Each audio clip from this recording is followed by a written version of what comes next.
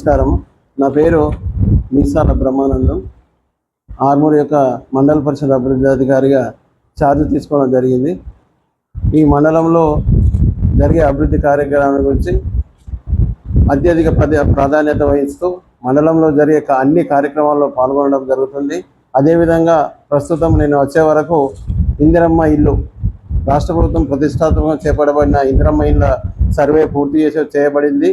దానికి మనకు మొత్తం మండలం నుంచి 539 అప్లికేషన్స్ రావడం జరిగింది. దాంట్లో కూడా 378 అర్హులని ప్రకటన చేయడం జరిగింది. దాని నుంచి ఎంపీడీఓ లాగిన్ నుంచి కలెక్టర్కు పంపించడం జరిగింది. ఆ కలెక్టర్కు పంపిన దాంట్లో 378 కలెక్టర్ గారు గ్రామాల వారీగా వాళ్ళకు మంజూరు ఇచ్చినారు.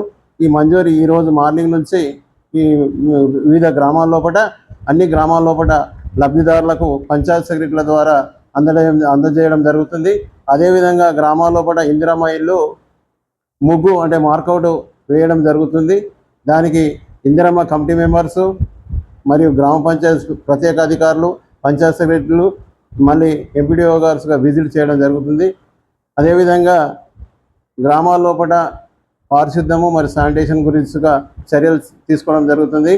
మరి అది ముఖ్యమైన విషయం ఏంటంటే రాజీవ్ యువ వికాస కింద మన మండలం లోపల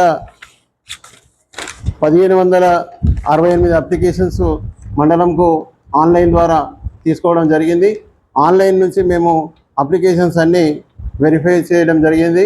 కొన్ని డాక్యుమెంట్స్ లేక 1418 మాత్రము డాక్యుమెంట్స్ ఫుల్ డాక్యుమెంట్స్ షేపులు ఉంటే వాళ్ళకు బ్యాంకులకు పంపించడం, కన్సర్న్ గ్రామాల బ్యాంకులకు పంపించడం జరిగింది.